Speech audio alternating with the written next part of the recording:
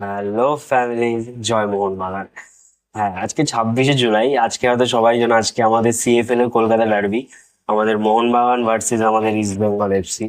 তো ব্যাপারটা হচ্ছে যে কালকে একটা খবর পেয়েছি। হ্যাঁ, আমি কালকে পেয়েছি, নাহলে কালকে আমি তো সময় পাইনি ভিডিওটা বানানোর জন্য, সকালে উঠেই ভিডিওটা বানাচ্ছি।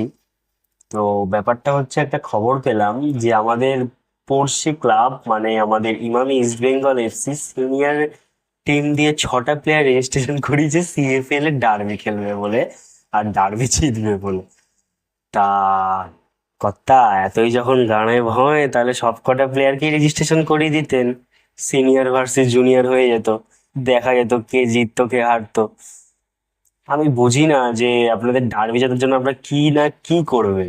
তা ভালো কথা, আপনারা রেজিস্ট্রেশন করিয়েছেন, খেলুন তাহলে সবকটাই। ওই আপনাদের ডিয়ামার টাকস, তারপর আপনাদের সল, তারপর আরো কি সব ওই টাকলা পাকলাকে সাইন করিয়েছেন না, ওদেরও করিয়ে দিন। ওরাও খেলুক, ওরাও জিতুক। আসলে তো আইএসএল এ তো ধোপেও টিকবে না, আইএসএল এ তো জেতার মুরদও নেই আপনাদের।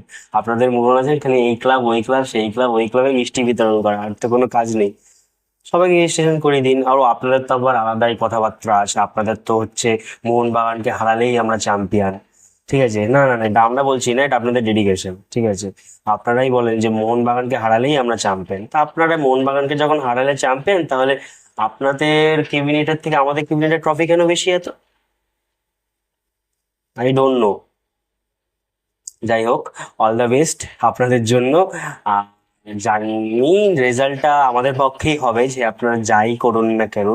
তো অল দ্য বেস্ট। তাও আপনারা জুনিয়রদের বিপক্ষে সিনিয়রদের নামাচ্ছেন, আপনাদের অবশ্য আপনাদের তো মেরুদণ্ড নেই, আপনাদের মেরুদণ্ডহীন প্রাণী আপনারা।